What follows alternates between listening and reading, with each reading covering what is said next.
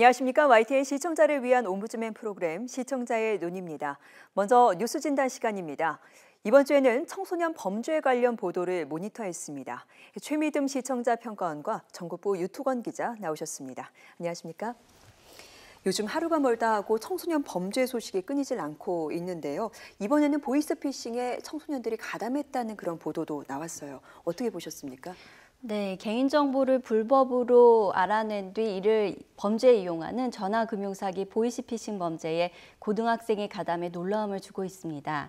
해당 고등학생은 SNS 메시지를 통해 친구나 선배를 보이스피싱 범죄에 끌어들였고 피해자들이 송금한 10억여 원을 인출해 보이스피싱 조직에 넘긴 후 5천여만 원을 챙긴 혐의를 받고 있습니다. 현재 고등학생 A군 등 2명이 구속되어 있는 상태이지만 범죄가 아닌 단순한 고액 아르바이트로 인식했다는 이유 등으로 집행유예 선고를 받을 가능성도 있어 보입니다. 그간에도 청소년이 저지른 범행에 뒤따르는 처벌의 강도가 성인에 비해 상대적으로 매우 미미했기 때문입니다. 이번 사건이 불거지기 얼마 전에도 폭력, 감금 등 청소년들의 범법 행위가 심각한 사회 문제로 대두된 바 있습니다. 부산의 한 공장 인근 골목에서 한 학년 아래 후배에게 무차별 폭행을 가한 가해자는 고작 중학교 3학년이었고 인천에서 초등학생을 잔인하게 살해하고 시체를 유기한 범인도 모두 10대였습니다. 이처럼 도를 넘어선 청소년 범죄가 이어지면서 처벌 수위에 대한 논란도 커지고 있습니다. 폭행, 감금, 살인, 사기, 무면허 운전 등 청소년 범법 행위에 대한 현 처벌 수준이 어떠한지 궁금합니다. 네, 청소년 범죄가 갈수록 잔혹해지면서 소년법 폐지 요구도 거세지고 있는 상황인데요. 유투건 기자, 현재 처벌 수준이 어느 정도이길래 논란이 되고 있는 건가요? 네, 일단 우선 그 말씀처럼 최근에 잇따른 청소년 범죄 때문에 처벌 수위를 놓고 논란이 다시 좀 커지고 있죠. 사실 이런 논란은 청소년이 강력 범죄를 저지를 때마다 좀 커졌다가 다시 사그라지기를 반복해 왔는데요. 이번에는 논란이 훨씬 커지면서 소년법 자체를 개정하거나 폐지하자는 여론이 퍼졌고 또 여기에 대해서 대통령까지 직접 언급을 할 정도였습니다. 일단 청소년 범죄에 대한 처벌 수위가 어른과 비교해서 낮은 건 누구나 아는 사실이고요.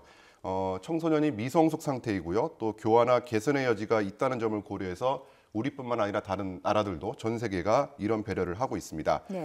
실제로 법을 살펴보면 일단 만 14세 미만 청소년의 경우에는 어떤 범죄를 저질러도 형사소송법으로 기소가 되지 않습니다. 흔히 촉법 소년이라고 부르는데요. 형사 책임 능력이 없는 나이로 보고 또 죄가 있어도 처벌이 아니라 보호 처분을 받게 됩니다. 그리고 만 14세 이상이라고 해도요. 만 19세 미만이면 형법과 함께 소년법에 적용을 받게 됩니다. 소년법은 일단 구속 수사를 엄격하게 제한하고 있고요. 또 청소년에게 감형 사유와 장기형에 대한 제한을 두고 있습니다. 조금 이게 어려운 부분인데 구체적으로 설명을 드리면 일단 소년법 60조를 보면요.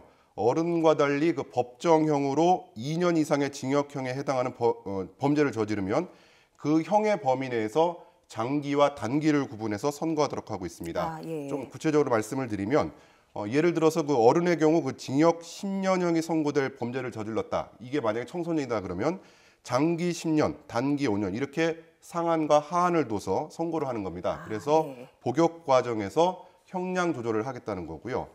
또 소년법 59조에는 이런 내용도 있습니다. 죄를 범할 당시에 18세 미만이라면 사형 또는 무기형에 처하는 범죄라도 15년의 유기징역으로 한다. 그러니까 어른이면 사형이나 무기징역형이 선고될 범죄여도 청소년에겐 최고 상한이 15년이 된다는 얘기고요. 다만 여기에 예외가 하나 있는데 특정 강력범죄 처벌에 관한 특례법이라는 게 있습니다. 이 특례법의 4조를 보면 특정 강력범죄에 대해서는 청소년 같은 경우에도 소년법에 대해서 특례 조항을 따로 두고 있는데 이걸 적용하면 59조에 나와 있던 법정 최고형은 유기징역 15년에 플러스 5년이 돼서 최고 20년까지 선고를 할 수 있게 됩니다.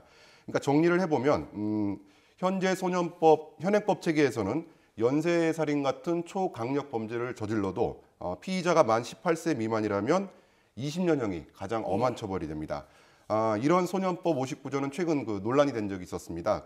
온 국민을 경악하게 만들었던 인천 초등학생 살인 사건인데요. 검찰이 주범보다 공범에게 더 엄한 처벌을 구형하면서 논란이 커졌는데 주범이 만 17세여서 앞서 말씀드린 그런 법들을 적용해가지고 최고형인 그 징역 20년이 구형이 됐고요. 반대로 공범은 만 18세였습니다. 그래서 어른과 마찬가지로 무기징역형을 구형을 했습니다. 네, 여기에 최근에는 그 부산 여중생 폭행 사건을 시작으로 그 청소년들의 잔인한 학교 안팎의 폭력이 잇따라 드러나고 있는데요. 범죄가 어른보다 더 잔인해서 공분을 사는 일도 많았습니다. 이런 일들이 연쇄작용을 일으키면서 이제 소년법 등에 대한 그 개정 목소리가 더욱 커지고 있는 모양새입니다. 네.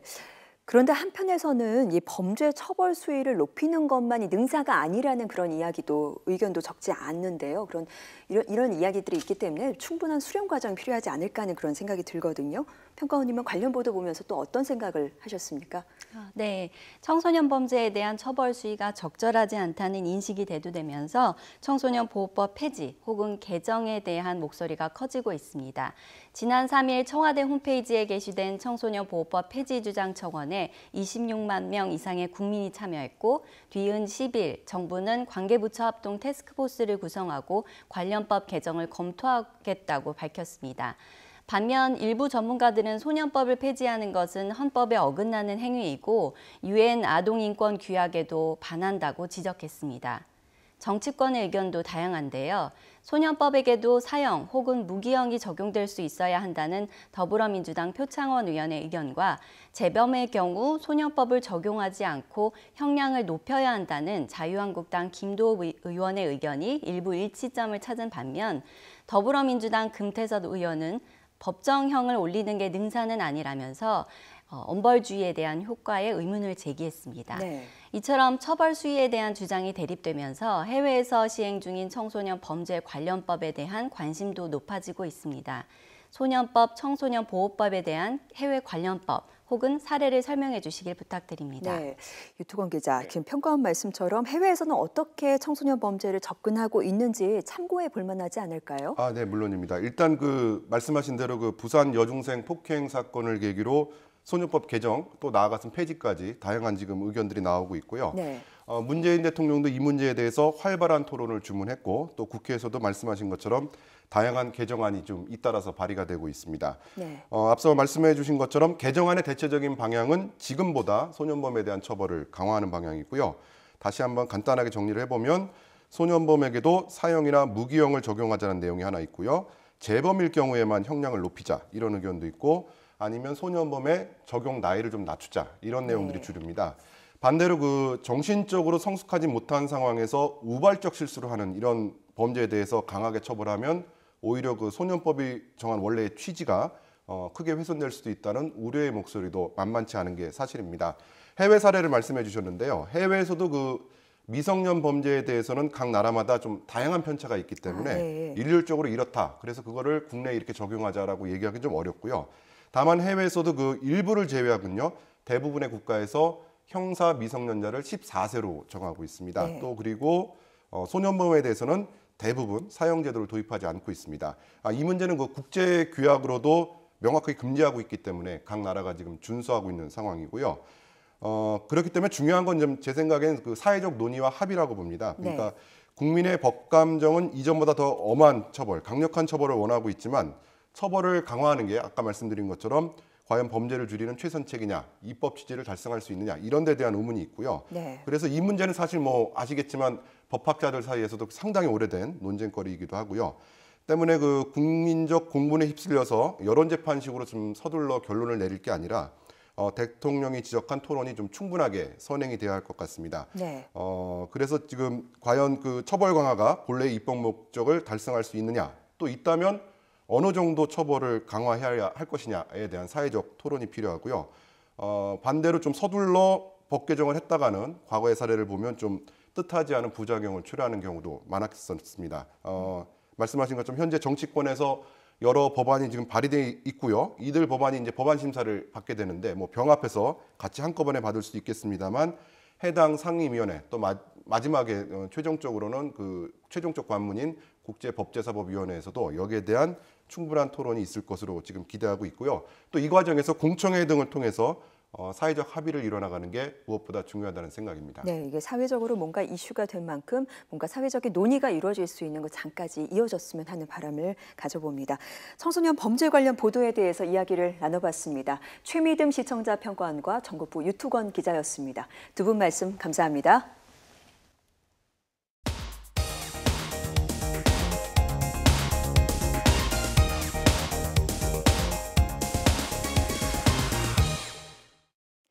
지상파 DMB 채널인 YTN DMB 프로그램을 평가하는 내가 본 YTN 순서입니다. 이번 주에는 한국 사탐과 뉴스통에 대한 정은정 평가원의 의견을 들어보겠습니다. 시청자 여러분 안녕하세요. YTN DMB 시청자 평가원 정은정입니다.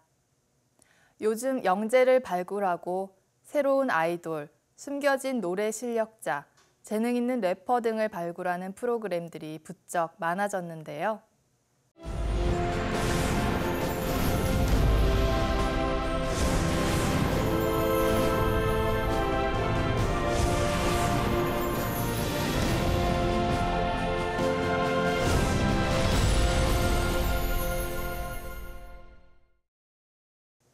발굴은 사전적 의미로 널리 알려지지 않거나 뛰어난 것을 찾아낸다는 뜻이라고 합니다. 발굴의 또 다른 의미는 역사적 유물이나 유적을 파내 지상으로 드러내는 일인데요. 기록되지 않은 역사를 찾는 시간여행으로서의 발굴을 한국사탐의 지난 방송에서 확인할 수 있었습니다. 한국사탐은 역사 속의 과학을 탐구해보는 프로그램입니다. 지난 방송은 한반도의 역사를 바꾼 발굴 10가지를 소개하는 2부작 중 첫 번째 편으로 구석기부터 삼국시대까지 5가지 미스터리와 반전의 발굴 현장 속으로 시청자들을 안내했습니다. 발굴은 선조들의 삶을 상상이 아닌 사실에 따라 파악할 수 있도록 할 뿐만 아니라 과거의 생활상이나 사회문화상을 복원하는 기록 자료를 획득한다는 데 그 의미가 있다고 고고학자들은 말하고 있습니다. 그 중에서도 한반도의 역사를 바꾼 5가지 발굴 이야기가 소개됐는데요. 첫 번째는 아차산 보루 유적 발굴이었습니다. 한강은 대표적인 백제의 영토로서 한강 방어를 위해 아차산성을 지어졌다고 알려져 있었는데요. 나머지 유적에 대해서는 알려진 바가 없다가 몽촌토성을 발굴하던 중 고구려 토기 한 점이 발견되었고 남한에도 고구려 토기가 있다는 것을 알게 되었다고 합니다. 아차산 21개소에서 고구려 유적이 발견되었고 아차산 일대의 17개 보루 중 10개가 고구려 유적으로 밝혀지면서 아차산이 고구려의 영토였고 고구려가 한반도의 국가였음을 입증할 수 있게 되었다는 것입니다. 두 번째로 소개된 백제 금동 대향로는 백제의 높은 기술적, 문화예술적 수준을 보여준 동북아 최고의 걸작으로 평가되는데요. 백제인들의 도교적 이상향과 무의자연, 불로장생을 표현한 금동 대향로는 1993년 진흙 속에서 발굴됐습니다. 1400년이 넘게 진흙 속에 있었던 금동 대향로가 거의 원형 그대로 보존되어 있었다는 사실에 많은 사람들이 놀랐는데요. 겨울에 땅이 얼고 녹는 것이 지표면에서 40cm 정도인데 그 이하로 내려가면 온도와 습도가 일정하게 유지된다고 합니다. 발견된 금동 대향로는 지표면에서 1m 50cm 아래에서 발견되었기 때문에 온도와 습도가 유지되는 자연이 만든 박물관에 묻혀 있었던 셈이라고 합니다. 세 번째로 소개된 발굴 현장은 풍납토성이었는데요. 한강의 첫 주인인 백제의 위례성은 현재의 송파, 강동, 하남 일대로 추정되었습니다. 일제강점기인 1925년 큰 홍수로 성벽 일부가 유실되면서 땅속에 있던 유물들이 지표로 드러나 풍납토성이 발견되었는데요. 풍납토성은 첨단 토목 기술의 결정체라는 점에서도 큰 의미가 있습니다. 흙을 시루떡처럼 쌓는 판축 공법과 진흙과 나뭇잎을 번갈아 쌓는 부엽 공법은 고대의 내진 설계 공법으로 1600년을 버틸 수 있는 원동력이었다고 분석하고 있습니다. 네 번째 발굴은 우리나라에서 가장 유명한 구석기 유적인 주먹도끼였습니다. 주먹도끼는 1978년 고고학을 전공한 미국 병사가 경기도 연천 한탄강변에서 발견했다고 하는데요. 주먹도끼가 발견된 전곡리 구석기 유적은 대칭성이나 일정한 형태에 대한 개념, 물리적 힘의 비례에 대한 지식 등 한반도의 수학과학 기술이 구석기 시대부터 존재했다는 점을 보여주고 있습니다. 마지막으로 소개된 발굴 현장은 우리나라에서 가장 오래된 신석기 유적인 제주 고산리 유적이었는데요. 해안 관광도로 확장 공사를 하던 1988년에 발견된 고산리 유적은 원형 집터는 물론 수렵과 농사를 병행했던 집단 생활의 흔적을 보여주고 있었습니다. 삼국사기, 동국 이상국집 등 문헌과 다양한 고고학 전문가들의 설명, 풍부한 자료 화면, 그리고 재현 화면과 그래픽을 적절히 활용해 다소 어려울 수 있는 내용을 흥미롭고 유익하게 채웠는데요. 주제에 충실하고 깊이 있는 내용 덕분에 나머지 5가지 발굴 현장도 궁금해졌습니다.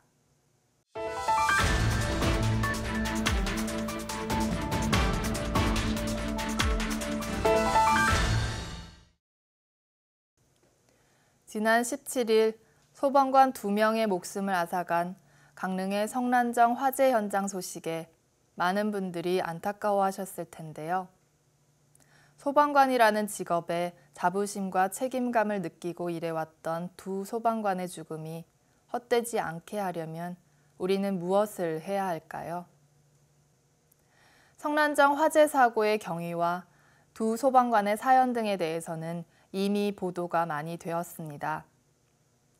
성난정이 1950년대에 지어진 건물임에도 불구하고 비지정 문화재로 관리가 허술했다는 점이 이번 사고의 원인 중 하나로 지적되었는데요. 이미 붕괴나 화재의 우려가 컸던 정자가 왜 방치될 수밖에 없었는지 YTN이 보도했습니다. 2달쯤 전에 촬영된 강릉 성난정은 한눈에 보기에도 큰 틈이 생겨 벽이 갈라져 있고 기울어진 정자의 붕괴를 막기 위해 철제 기둥이 위태롭게 설치되어 있습니다. 정자 소유주는 근처 호텔 신축 공사 때문에 발생한 문제라며 정자의 이전이나 재건축을 요구했고 호텔 신축 공사 시행사는 자신들 토지의 무허가 건축물이라며 책임을 회피했다고 합니다. 중재에 나서야 했던 강릉시는 사유재산이라는 이유로 적극적으로 대안을 제시하지 못했습니다. 정자 소유주와 근처 호텔 공사 시행사, 강릉시가 서로의 입장을 내세우며 방관하던 사이 성난정에는 불이 났고 소방관 2명의 목숨을 앗아간 후에야 잘못된 점들이 얽힌 민낯을 드러냈습니다. YTN은 이번 사고가 토지 소유주 측과 정자 소유주 측의 이권 다툼으로 예견된 인재였다고 지적하고 있습니다. 하지만 화재가 아니었더라도 언젠가는 붕괴 사고로 문제가 되었을 성난정을 방치한 책임은 누구도 지려 하지 않습니다. 이번 YTN의 보도와 같이 성난정 화재에 대한 사고 책임과 원인 규명에도 분명히 관심을 기울여야 하지만 시민들에게 꼭 필요한 곳에서 희생을 마다하지 않고 일하는 소방관들을 둘러싼 환경을 개선하는 것 또한 이런 사고 때문이 아니더라도 지속적으로 챙겨봐야 할 이슈라고 생각합니다.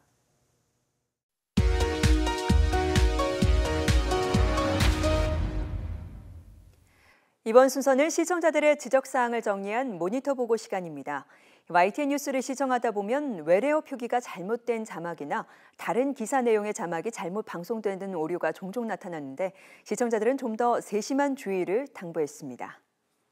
최근에 개정된 우리말 외래어 표기법 부분 개정안에 따르면 해, 섬, 강, 산 등이 외래어에 붙을 때에는 띄어쓰고 우리말에 붙을 때에는 붙여 쓴다는 항목이 삭제됐습니다. 따라서 개정된 규칙에 따라 카리브해로 붙여 쓰는 것이 맞는 표기인데 지난 20일 앞 시간대에는 규정에 맞게 썼다가 다음 뉴스에서는 잘못 표기된 점이 아쉬웠다는 지적이 있었습니다. 같은 날 카리브해가 또다시 허리케인의 공포에 휩싸였다는 기사를 전할 때 화면에서 멕시코 지진 관련 배꼽 자막이 순간적으로 나왔다가 사라지는 오류가 있었고 해당 기사에 대한 배꼽 자막은 아예 누락된 채 방송됐는데 이와 같은 오류는 뉴스의 완성도와 신뢰도를 떨어뜨린다는 시청자들의 지적이 있었습니다.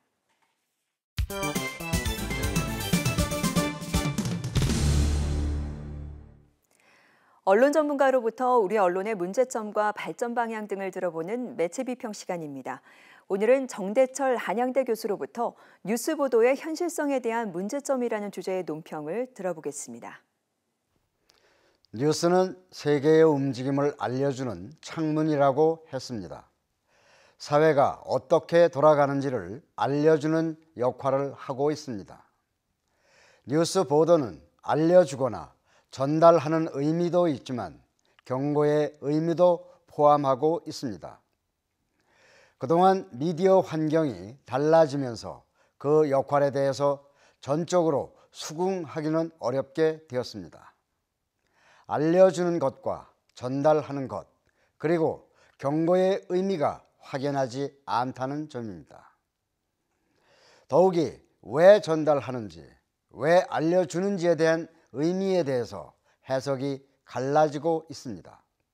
그래서 뉴스의 양적 증가나 속도에서는 강점을 보였지만 질적인 수준에서는 더 좋아졌다고 보는 것은 아닙니다. 뉴스 보도의 의미나 경고가 이해하기 힘든 뉴스 보도가 나타나곤 합니다. 원인 분석이나 배경은 고사하고 왜 저런 뉴스를 보내고 있는지 궁금할 때가 종종 있습니다. 최근 보도에서 몇 가지 사례를 보면 북한이 연이어 대륙간 탄도탄 발사 실험을 하여 우리를 긴장시키고 있습니다. 화성 14호의 거리가 3,700km라는 보도에 이어 우리가 대흥 훈련으로 발사한 현무2의 거리는 250km라는 보도가 뉴스에 올라왔습니다. 이 뉴스를 어떻게 받아들여야 하는지 그 맥락을 잡기 어렵다는 것입니다. 별개의 상황인지 연결된 상황인지 확인할 수 없었습니다. 전문 지식이 없는 시청자는 판단하는데 무리가 따를 수밖에 없습니다. 요즘 주변국들과 연계된 도발과 대응책, 응징이란 말이 자주 등장합니다. 이 상황을 어떻게 받아들여야 하는지에 대해서도 명확한 뉴스가 되어야 합니다. 도발과 실험, 응징과 대응책, 북한 노동당보의 인용 보도는 단순히 정세를 알려주는 수준을 넘어서고 있습니다. 일본이나 미국의 동향 보도도 위기와 경고의 의미를 더욱 효율적으로 다룰 필요가 있다고 봅니다. 현실적 가치에 대해서 좀 더 구체적인 내용으로 전달되어야 합니다.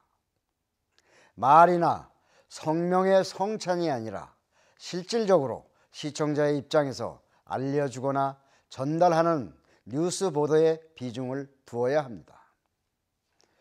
또 다른 경우는 계절 뉴스나 단골 뉴스가 되는 진딕이나 말벌 같은 반복적 뉴스가 그렇고 뉴스에서 사용하는 용어도 정보원이 제공한 자료를 그대로 사용하는 데에도 점점 많아지고 있습니다.